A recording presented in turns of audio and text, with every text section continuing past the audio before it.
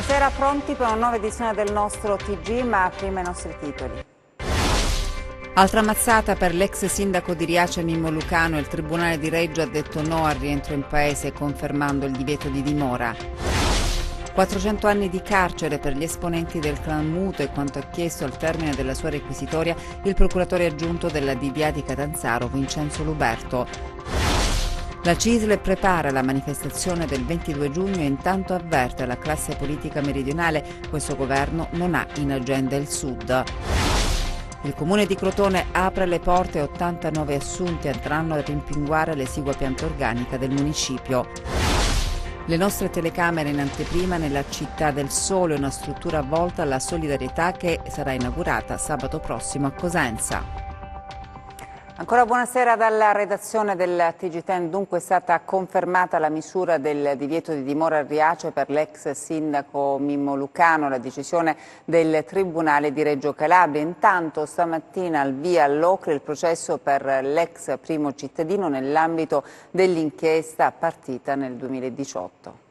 Non potrà tornare a Riace Mimmo Lucano, il nuovo no arriva dal Tribunale della Libertà di Reggio Calabria che ha rigettato l'istanza dei difensori, una notizia che probabilmente apprende lungo il viaggio arrivando all'Ocri dove stamattina è iniziato il processo a suo carico. Nel procedimento sono coinvolte 26 persone. L'ex sindaco dunque resta in esilio. I legali al Palazzo di Giustizia dello Stretto avevano evidenziato il fatto che Lucano non è più sindaco, né è stato rieletto in consiglio comunale, quindi non potrebbe reiterare i reati che gli vengono contestati, ma la richiesta è stata rigettata. Sono sereno, dice rispondendo ai giornalisti, non ritengo questo di Locri un processo politico. Io ho fatto una scelta da sindaco di essere vicino alle persone più che non hanno voce, che non hanno, ed è come ogni giorno partecipare anche dalla condizione nella quale mi trovo ad immaginare sempre una società umana e non disumana. Siamo obbligati a credere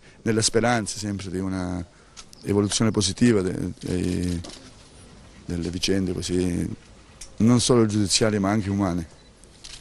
Ovviamente io non saprei vivere lontano dall'impegno sociale, dall'impegno politico, ma non necessariamente occupando dei ruoli, perché è una storia, quella di Riace, che è iniziata molto prima che io diventassi sindaco, e ho dimostrato anche di non volere ruoli, ma si può ripartire anche con la convinzione delle proprie idee. Nell'ambito dell'inchiesta della Procura di Locri nel 2018 per Lucano furono disposti gli arresti domiciliari, poi revocati. Lucano è accusato di una serie di reati legati alla gestione dell'accoglienza dei migranti nel centro della Locride, un modello riconosciuto a livello nazionale, oggi però sotto accusa. Ecco Mimmo Lucano mentre esce dal Palazzo di Giustizia di Locri al termine della prima udienza del processo per i presunti illeciti nella gestione del sistema di accoglienza dei migranti a Riace. Ad accoglierlo una folla di sostenitori. Per Lucano applausi, abbracci, grida di incitamento. Tra quanti si sono radunati davanti al Palazzo di Giustizia c'erano anche alcune persone giunte a Locri dal nord Italia. Lucano è apparso commosso, ha ringraziato tutti per la solidarietà. L'ex sindaco di Riace ha detto che la conferma del divieto di dimora decisa dal Tribunale del riesame equivale ad una pena subita prima del processo. 400 anni di carcere per gli esponenti del clan Muto di Cetraro e quanto ha chiesto al termine della sua requisitoria il procuratore aggiunto della DDA di Catanzaro, Vincenzo Luberto. 435 anni di carcere, la misura delle pene richieste dalla DDA di Catanzaro nel processo contro il clan Muto. Due dati significativi, importanti: la richiesta di condanna a 20 anni per il re del pesce, il boss che ormai a 40 anni controlla l'area dell'Alto Tirreno Cosentino. In questa vicenda compare con una richiesta di condanna pesante pure un imprenditore, figlio d'arte, Giorgio Ottavio Barbieri, proprietario di un grande albergo, titolare dell'azienda ereditata dal padre, impegnata in grandissimi lavori pubblici, alcuni dei quali hanno fatto finire nei guai persino il governatore della Calabria. Una condanna pesante, 11 anni, quella chiesta dalla procura antimafia. Barbieri sarebbe una sorta di imprenditore testa di legno, nelle mani di Muto, lo strumento usato da Muto per inserirsi nel settore degli appalti pubblici, per drenare denaro pubblico. Barbieri si è sempre difeso, dicendo di aver subito forse la mafia, ma di non esserne stato complice. I giudici della DDA non gli hanno mai creduto,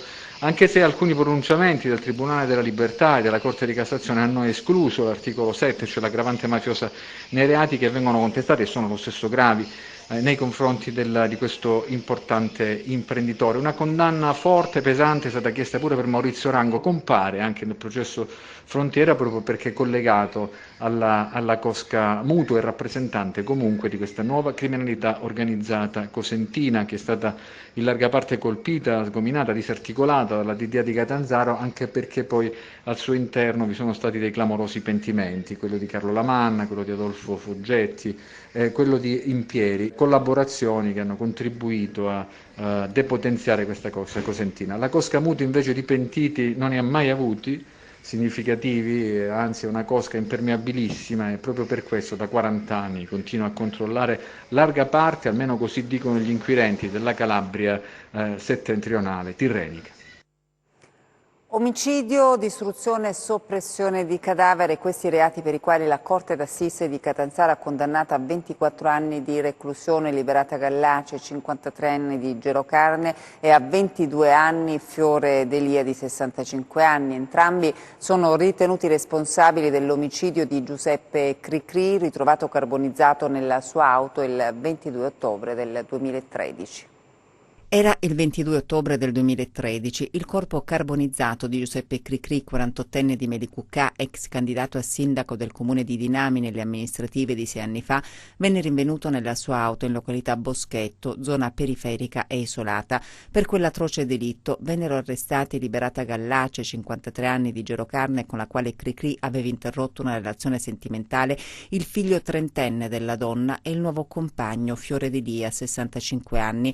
Oggi sono stati condannati dalla Corte d'Assise di Catanzaro a complessivi 46 anni di carcere, per l'esattezza a 24 anni Liberata Gallace e a 22 Fiore Delia. Le accuse sono di omicidio, distruzione e soppressione di cadavere. La procura di Vibo Valentia aveva chiesto 21 anni di carcere per Liberata Gallace e 16 per Fiore Delia. Un movente passionale alla base dell'orrendo omicidio. Secondo l'accusa, a ideare il delitto sarebbe stata la donna. Con l'aiuto del suo nuovo compagno avrebbe attirato la vittima in un luogo isolato. Cricri venne colpito a morte, poi il suo corpo venne caricato in auto e dato alle fiamme. Nell'omicidio era coinvolto anche il figlio della Gallace, il quale, al termine del processo con rito abbreviato, era stato condannato a 30 anni di reclusione, ridotti in seguito a 14 anni dai giudici della Corte d'Appello. La politica adesso con gli scenari post-amministrative. Finiti i veleni della competizione elettorale, adesso è tempo di pensare al futuro, che per chi ha vinto si chiama governo e per chi ha perso ripartenza. Da Rende a Gioia Tauro, passando per Montalto e Corigliano Rossano, il dato elettorale è chiaro e lineare, al netto delle analisi intrise di dietrologia, e restituisce l'istantanea di un elettore in cerca di nuovi stimoli e nuovi progetti. È fin troppo evidente che il dato più interessante, del tutto inatteso alla vigilia, nonostante gli immancabili "io lo sapevo" assai improbabili, si è registrato nella neonata città unica, la terza della Calabria per numero di abitanti. Qui ha vinto Flavio Stasi, giovanissimo esponente politico già presente nell'agone rossanese, che ha messo insieme i desiderata di cambiamento dei cittadini e una netta, visibile linea di demarcazione tra la sua proposta politica e le organizzazioni partitiche. Stasi ha puntato sul civismo, anche se qualche esponente politico ha garantito l'appoggio, ma non vi è nulla di certificato. Il pieno dei voti è figlio di un insieme di cose che stanno dentro un nuovo orizzonte possibile. Questo risultato peserà, e come, in ottica regionale, perché ha cambiato la geografia e la leadership.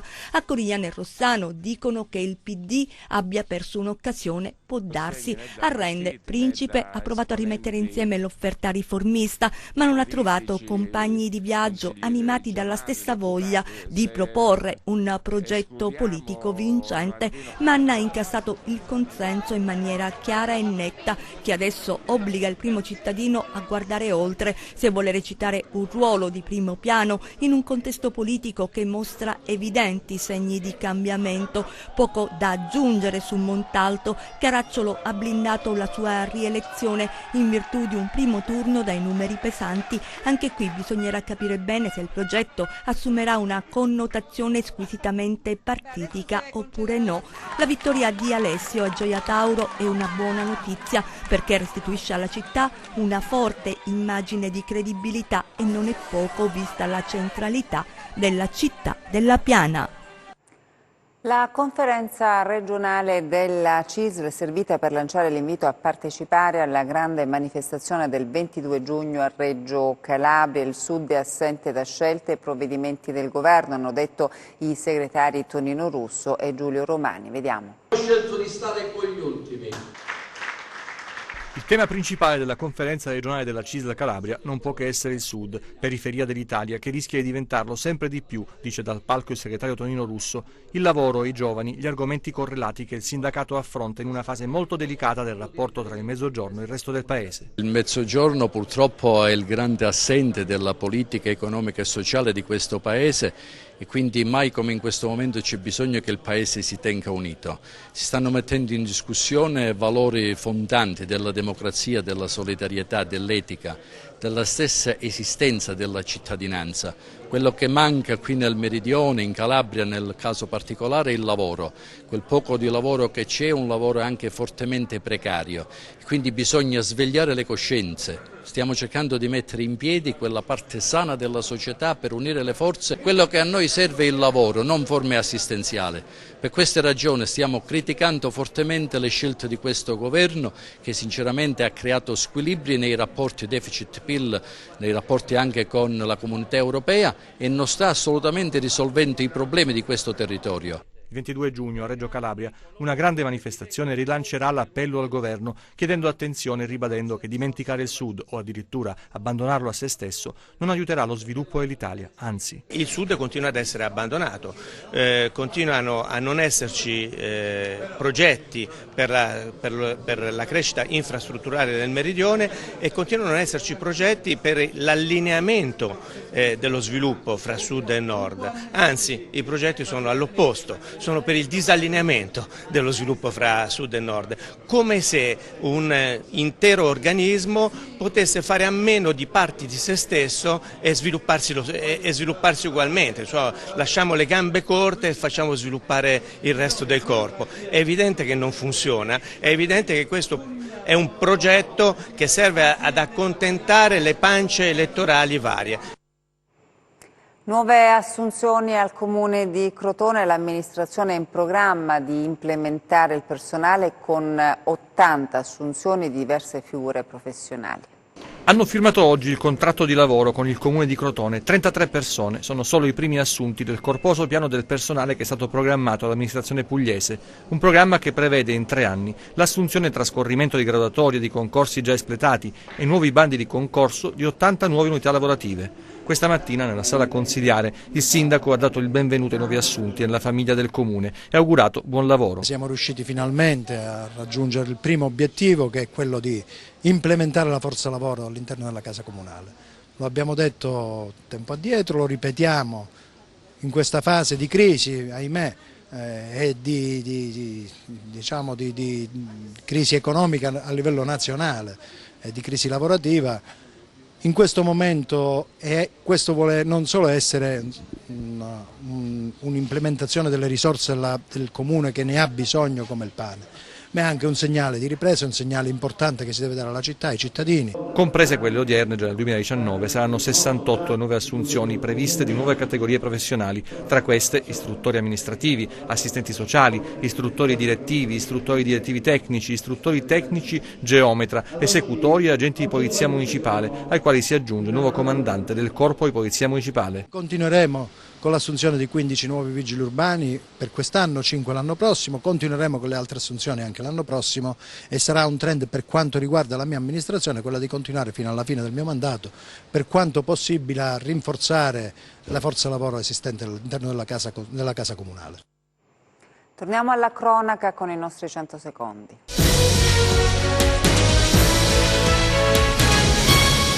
La Guardia di Finanza di Locri ha scoperto un'evasione fiscale internazionale per 21 milioni di euro, di cui si sarebbe resa responsabile un'impresa con sede legale in Olanda, ma operante in Italia, che gestisce un commercio all'ingrosso di fiori. La stessa impresa inoltre non avrebbe versato all'erario 2 milioni di euro di IVA. 2 persone, un amministratore di diritto e l'altra di fatto dell'impresa, sono state denunciate in stato di libertà alla Procura della Repubblica di Locri. Sono stati i residenti a lanciare l'allarme a Mendicino, nel Cosentino, ieri sera poco dopo la mezzanotte, per una saracinesca in fiamme di un esercizio commerciale. Sul posto i vigili del fuoco, che hanno domato l'incendio. I carabinieri hanno avviato indagini. Nel corso di un sopralluogo i militari hanno rinvenuto una bottiglia con liquido infiammabile. Avrebbe annullato 4.000 scontrini ed evaso il fisco per 80.000 euro. Sono stati i finanzieri di Sibari, nel Cosentino, a scoprire il danno nei confronti dell'erario nel corso di un controllo. Ignari i clienti, l'uomo è stato denunciato. Prima la lite, poi la denuncia, oggi l'arresto per un 28enne di Spezzano Albanese, nel Cosentino. La misura cautelare emessa dal giudice per le indagini preliminari del Tribunale di Castrovillari. Il giovane nei giorni scorsi sarebbe rimasto coinvolto in una rissa in cui sono spuntati i coltelli. Ancora una notizia di cronaca: persone non identificate hanno compiuto un attentato incendiario a Frascineto, nel Cosentino, ai danni di 2 mezzi, un autospurgo e un camion di proprietà di un'impresa edile. 2 mezzi, nel momento in cui sono stati dati alle fiamme, si trovavano nel piazzale dell'abitazione del titolare dell'impresa. Sull'episodio indagano i carabinieri della compagnia di Castrovillari. Dopo 16 anni di lavori apre al traffico la strada tra Catanzaro Lido e Germaneto. Collega la dorsale ionica all'area centrale, la dorsale tirrenica della Calabria e la strada tra Catanzaro Lido e Germaneto, importante arteria viaria inaugurata oggi dopo 16 anni di lavori. Un momento importante soprattutto per i catanzaresi che da diverso tempo aspettavano questa strada. L'arteria consentirà di collegare Catanzaro e il quartiere Lido in pochi minuti. Il costo complessivo della strada è stato di 55 milioni di euro. Questa arteria verrà consegnata all'ANAS, quindi la gestione sarà direttamente dell'ANAS, non sarà la manutenzione a carico della provincia. Adesso vedremo anche di fare qualche piccola bretella per collegare invece le attività produttive che ci sono accanto alla Cittadella, perché sono rimaste un po' fuori. È un progetto vecchissimo, però sono rimaste fuori queste realtà e vedremo di studiare se è possibile fare qualcosina e proporlo all'ANAS, quindi qualche piccola rotatoria o qualche piccolo accesso, diciamo, nelle vie laterali. Europeismo e sovranismo, se ne è discusso a Cosenza. L'iniziativa promossa dalla Fondazione Mancini ha l'obiettivo di riportare a Cosenza il dibattito politico nazionale. Nel centro storico di Cosenza, in quella che è stata la casa di Giacomo Mancini, la fondazione che porta il suo nome ospita il secondo incontro in un calendario di iniziative che vuole includere la città dei Bruzzi in un dibattito nazionale e internazionale nel post-elezioni europee, in cui europeismo e sovranismo si fronteggiano disegnando nuovi scenari. A coordinare le iniziative il figlio e il nipote del leone socialista Pietro e Giacomo. In un contesto politico profondamente mutato, la Calabria si prepara alle prossime regionali. Progetti culturali come questo sono propedeutici, sondano il terreno in vista del rinnovo del Consiglio regionale. Ci siamo ripromessi di contribuire ad innalzare il dibattito politico-culturale nella nostra comunità. Lo abbiamo iniziato a fare con l'iniziativa di aprile, continuiamo adesso con questo confronto facendo analisi sul voto europeo e sulle prospettive che esso avrà in Italia ed in Europa. Proseguiremo sui temi della giustizia e sui temi, diciamo, legati ai diritti di libertà dei cittadini. Insomma, la nostra idea è quella di coinvolgere personalità del mondo della cultura, dell'accademia, del giornalismo e anche della politica, invitarle a Cosenza, che è una città che merita di essere al centro del dibattito anche nazionale, e di contribuire a un innalzamento del confronto. Questo è lo spirito che ci anima e al quale vogliamo essere fedeli e coerenti. Tra gli ospiti la giornalista e saggista Maria Giovanna Maglie e Alessandra Ghisleri, direttrice di Euromedia Research, tra le più note sondaggiste italiane, che ai nostri microfoni spiega il ruolo dei sondaggi in politica. Qualcuno diceva che un bravo politico è colui che legge i sondaggi, li fa suoi, ma poi fa di testa sua, ed ha ragione. Il sondaggio aiuta a capire che cosa pensa la gente, ma non dice che cosa si può fare. Quello sta al politico, alla bravura, insomma, a chi deve pianificare un futuro. Il direttore, la redazione e il settore tecnico di Teleuropa Network si stringono intorno alla collega e amica Antonella Grippo per il grave lutto che l'ha colpita, la perdita del caro marito Francesco. Da parte della nostra emittente giungano ad Antonella le nostre più sentite condoglianze. Vi mostriamo adesso in anteprima la Città del Sole, una vera e propria città della solidarietà. L'inaugurazione alla presenza delle autorità regionali è prevista sabato prossimo. Sentiamolo Salva Baldino. Le nostre telecamere in anteprima nella Città del Sole. Dopo 19 anni un sogno diventa realtà. Qui è davvero una bella piccola città. Ci troviamo in contrada Badessa di Mussano Superiore. Siamo chiaramente a Cosenza. Ci sono, come vedete, la chiesa, ma anche le strutture per quanto riguarda queste case. Io la vedo questa in giallo che adesso Mario Scarpelli sta inquadrando. Qui si possono ospitare 25 persone, pensate, ci sono 3 strutture simili a queste, quindi in tutto saranno 75. Invece questa struttura in rosa che adesso vedete sarà costituita da mini appartamenti, saranno 13 le famiglie che potranno essere ospitate. La Città del Sole è un sogno dell'associazione Regina Pacis, e con me il presidente Don Dante Bruno. Allora, abbiamo detto la costanza di attendere ben 19 anni, sabato l'inaugurazione. Dobbiamo anche dire che la Città del Sole è stata costruita grazie a fondi europei, fondi regionali. A che è destinata? Destinata diciamo ai 5 centri che già da 35 anni sono sorti nell'Interland cosentino, e quindi sono presenti le comunità in 3 diocesi, e sin da allora molti mi sollecitavano a metterli insieme. A me non piace molto la massificazione, il ghetto, mi piaceva più piccole comunità, come lievito, no? Nelle diverse realtà. Però poi, per insistenza di alcuni anche autorevoli, abbiamo pensato anche di valorizzare i possibili fondi europei, no? Già che mi pare un po' di anni fa soprattutto succedeva che questi fondi europei ritornavano indietro, insomma non erano valorizzati, e quindi abbiamo fatto questa domanda, e grazie a Dio ci sembra che il Signore l'abbia preso in mano questa cosa, perché io non sono stato in verità spinto da nessun potere umano, ecco, né economico né politico, di nessun genere. Per cui... Quindi possiamo dire, Don Dante, che qui si darà risposta ai tanti bisogni, alle dipendenze nuove e antiche, certo, di cui è malata la nostra società. Certo, quindi per adesso la destinazione d'uso è questa, l'accoglienza delle dipendenze patologiche, per cui accogliamo i fratelli che soffrono di questo problema della tossicodipendenza. Tra l'altro senza nessun accreditamento regionale, perché è tutto bloccato, per cui ci affidiamo alla Divina Provvidenza, ma vogliamo dare spazio a quanti chiedono aiuto. Adesso le previsioni del tempo.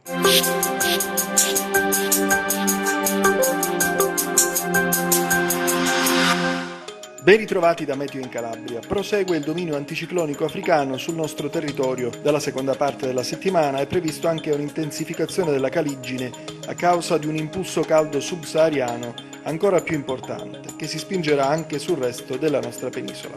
Domani cielo sereno o poco nuvoloso ovunque, temperature in ulteriore lieve aumento, con punte di 38-39 gradi nelle aree interne vallive. Domani venti meridionali ovunque di intensità debole, moderata sul Tirreno meridionale e sullo Ionio Crotonese, mari ovunque poco mossi. Prima di salutarci vi ricordo il nostro sito web www.meteoincalabria.it e la nostra pagina Facebook Meteo in Calabria. Ed è tutto, grazie per l'attenzione e buona serata.